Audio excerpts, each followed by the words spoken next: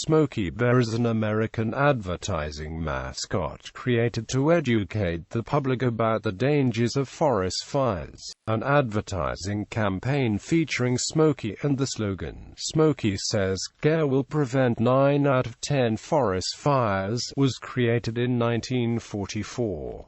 Smokey Bear's later slogan, "Remember, only you can prevent forest fires," was created in 1947 by the Advertising Council. In April 2001, the message was updated to "Only you can prevent wildfires." Quote, "According to the Ad Council, Smokey Bear and his message are recognized in the United States by 95% of adults and 77% of children." In 1952, the songwriters Steve Nelson and Jack Rollins had a successful song named "Smokey the Bear." The pair said the was added to Smokey's name to keep the song's rhythm. During the 1950s, that variant of the name became widespread both in popular speech and in print, including at least one standard encyclopedia. A 1955 book in the Little Golden Book series was called Smokey the Bear, and Smokey calls himself by this name in the book. It depicted Smokey as an orphaned cub rescued in the aftermath of a forest fire. For the beginning, Smokey's name was intentionally spelled differently from the adjective smoky. The fictional character Smokey Bear, created by the art critic Harold Rosenberg, is administered by 3 entities: the United States Forest Service, the National Association of State Foresters, and the Ad Council. Smokey Bear's name and image are protected by U.S. federal law, the Smokey Bear Act of 1952, 18 U.S.C. 711, beginning the campaign. Although the U.S. Forest Service fought wildfires long before World War II, the war brought a new importance and urgency to the effort. The Forest Service began using colorful posters to educate Americans about the dangers of forest fires. Since most able-bodied men were already serving in the armed forces, none could be spared to fight forest fires on the West Coast. The hope was that local communities, educated about the danger of forest fires, could prevent them from starting in the first place. On August 13, 1942, Disney's 5th full-length animated motion picture Bambi premiered in New York City. Soon after, Walt Disney allowed his characters to appear in fire prevention public service campaigns. However, Bambi was only loaned to the government for a year, so a new symbol was needed. A bear was chosen. His name was inspired by Smokey Joe Martin, a New York City Fire Department hero who suffered burns and blindness during a bold 1922 rescue. Smokey's debut poster was released on August 9, 1944, which is considered his anniversary date. Overseen by the Cooperative Forest Fire Prevention Campaign, the first poster was illustrated by Albert Starrella. In it, Smokey was depicted wearing jeans and a campaign hat, pouring a bucket of water on a campfire. The message underneath reads, "Smokey Says, Care will prevent 9 out of 10 forest fires." Knickerbocker Bears gained the license to produce Smokey Bear dolls in 1944. Also in 1944, Forest Service worker Rudy Wendelin became the full-time campaign artist. He was considered Smokey Bear's caretaker until he retired in 1973. In addition, during World War II, the Empire of Japan considered wildfires as a possible weapon. During the Lookout air raids of September 1942, the Japanese military attempted without success to set ablaze coastal forests in southwest Oregon, U.S. Planners also hoped that if Americans knew how wildfires would harm the war effort, they would better cooperate with the Forest Service to eliminate any kind of fire. The Japanese military renewed the wildfire strategy late in the war. From November 1944 to April 1945, launching some 9,000 fire balloons into the jet stream, with an estimated 10% reaching the U.S.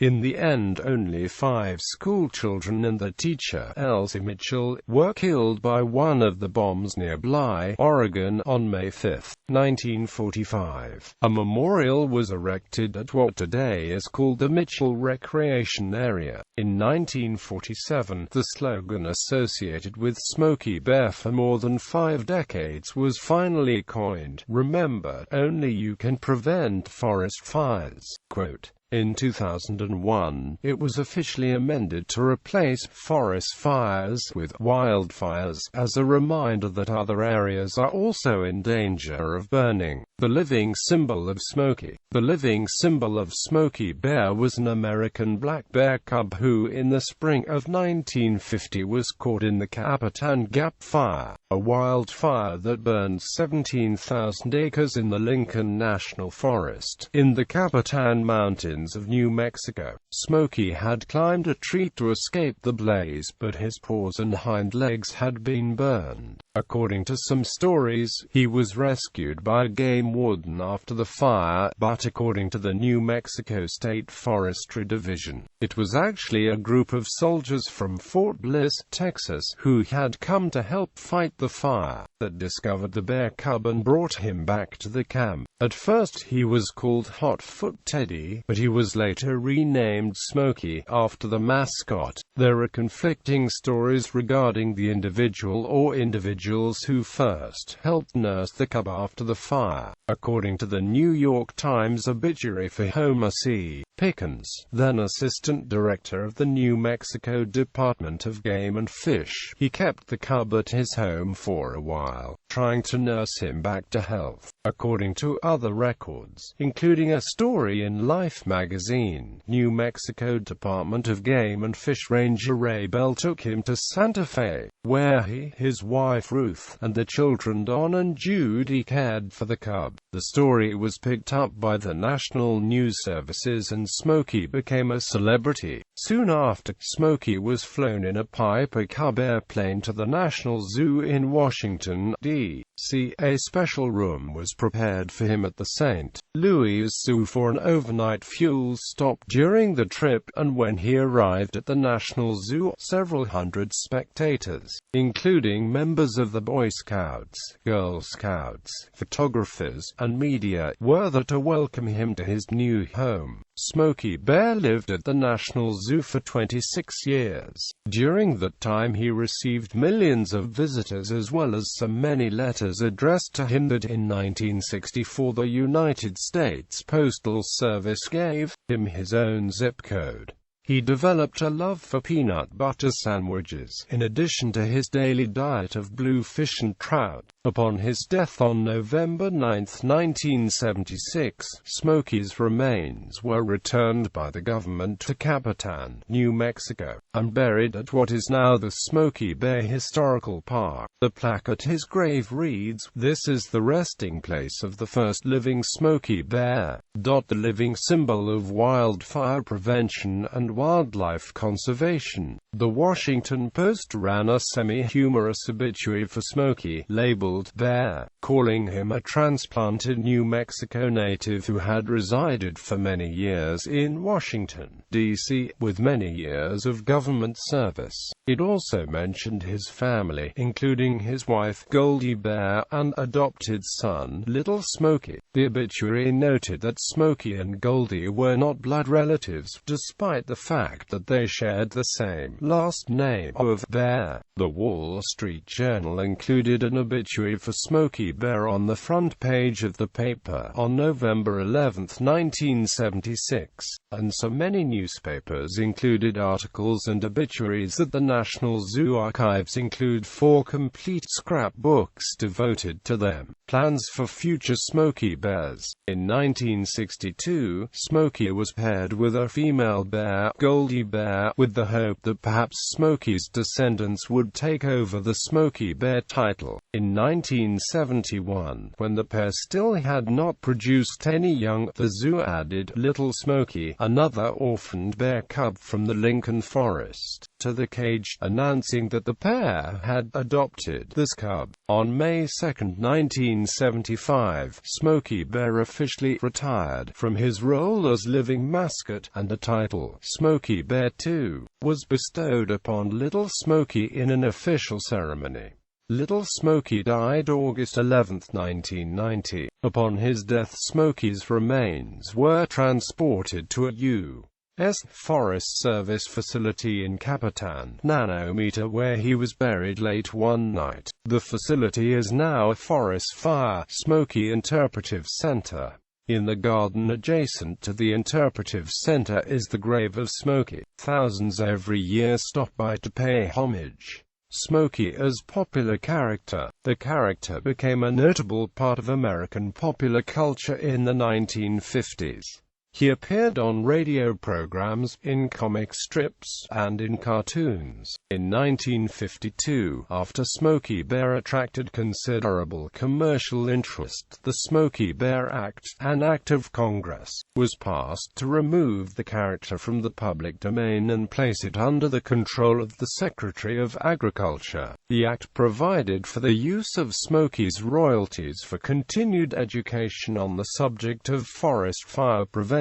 More than $3 million have been collected. A Smokey Bear doll was vended by Ideal Toys beginning in 1952. The doll included a mail-in card for children to become junior forest rangers. Within 3 years, 500,000 children had applied. In April 1964, the character was given his own zip code, 20,252. In 1955, the first children's book was published, followed by many sequels and coloring books. Soon thousands of dolls, toys, and other collectibles were on the market. During the 1950s and 1960s, the Ad Council sponsored radio advertisements, featuring Smokey Bear in conversation with prominent American celebrity stars such as Bing Crosby, Art Linkletter, Dinah Shore, Roy Rogers, and many others. Smokey's name and image has been loaned to the Smokey Bear Awards, which are awarded by the United States Forest Service to recognize outstanding service in the prevention of wildland fires and to increase public recognition and awareness of the need for continuing fire prevention efforts. Though Smokey was originally drawn wearing the campaign hat of the U.S. National Park Service, the hat itself later became famous by association with the Smokey cartoon character. As such, it is sometimes today called a Smokey Bear hat by both the military service branches and state police who still employ it. Truck drivers, by the same token, often nickname state police officers Smokey or Bears. Legacy. For Smokey's 40th anniversary in 1984, he was honored with a U.S. postage stamp that pictured a cub hanging onto a burned tree. It was illustrated by Rudy Wendelin. The commercial for his 50th anniversary portrayed woodland animals about to have a surprise birthday party for Smokey, with a cake with candles. When Smokey comes blindfolded, he smells smoke, not realizing it is birthday candles for his birthday. He uses his shovel to destroy the cake. When he takes off his blindfold, he sees that it was a birthday cake for him and apologizes. In 2004, Smokey's 60th anniversary was celebrated in numerous ways, including a Senate resolution designating August 9, 2004, as Smokey Bear 60th anniversary, calling upon the President to issue a proclamation calling upon the people of the United States to observe the day with appropriate ceremonies and activities. According to Richard L., author of The Art of Cause Marketing, the Smokey Bear campaign is recognized as among the most powerful and enduring of all public service advertising. Smokey is simple, strong, straightforward, Earl writes. He's a denizen of those woods you're visiting, and he cares about preserving them. Anyone who grew up watching Bambi realizes how terrifying a forest fire can be. But Smokey wouldn't run away. Smokey's strong. He'll stay and fight the fire if necessary, but he'd rather have you douse it and cover it up so he doesn't have to. On the anniversary of finding Smokey Bear in the Capitan Gap Fire, May 9, 2000, Marianne Gould from the Smokey Bear Ranger District, Eddie Tudor from the Smokey Bear Museum and Neil Jones from the local Ruidoso, New Mexico radio station created Smokey Bear Days. The event celebrates the fire prevention message from the Smokey Bear campaign as well as wilderness environment conservation with music concerts, chainsaw carving contests, a firefighters muster competition, food vendors and a parade. The Smokey Bear Days celebration is held in Smokey's hometown of Capitan, New Mexico the first weekend of May every year. In 2008 through 2011, new commercials featuring Smokey rendered in CGI were released. Voices of Smokey Bear, Washington, D.C. Radio station WMAL personality Jackson Weaver served as the primary voice representing Smokey until Weaver's death in October 1992. Others who have provided a voice to Smokey include Jim Cummings, Roger C. Carmel, Jack Angel, Los Angeles radio station KNX's George Walsh, and Gene Moss. In June 2008, the Forest Service launched a new series of public service announcements voiced by actor Sam Elliott, simultaneously giving Smokey a new visual design intended to appeal to young adults. Adaptations, Smokey Bear, and parodies of the character have been appearing in animation for more than 50 years. In 1956, he made a cameo appearance in the Walt Disney short film In the Bag with a voice provided by Jackson Weaver. In 1966, Rankin Bass produced an Animagic stop-motion animated television special for NBC named The Ballad of Smokey the Bear, narrated by James Cagney. During the 1969-1970 television season, Rankin Bass also produced a weekly Saturday morning series for ABC, The Smokey the Bear Show, produced with traditional animation by TOEI Animation. Steve Nelson and Jack Rollins's song Smokey the Bear has been covered by the group Can't Eat, among others. The track is on the CD The Boogie House Tapes 1969-1999. Smokey the Bear Sutra is a 1969 poem by Gary Snyder, which presents environmental concerns in the form of a Buddhist sutra, and depicts Smokey as the reincarnation of the Great Sun Buddha. Fire ecology. The Smokey Bear campaign has been criticized by wildfire policy experts in cases where decades of fire suppression and the indigenous fire ecology was not taken into consideration, helping create forests unnaturally dense with fuel. Periodic low-intensity wildfires are an integral component of certain ecosystems that evolved to depend on natural fires for vitality, rejuvenation, and regeneration. Examples are chaparral and closed-cone pine forest habitats, which need fire for seeds and cones to sprout. Wildfires also play a role in the preservation of pine barrens, which are well adapted to small ground fires and rely on periodic fires to remove competing species. When a brushland, woodland, or forested area is not impacted by fire for a long period of time, large quantities of flammable leaves,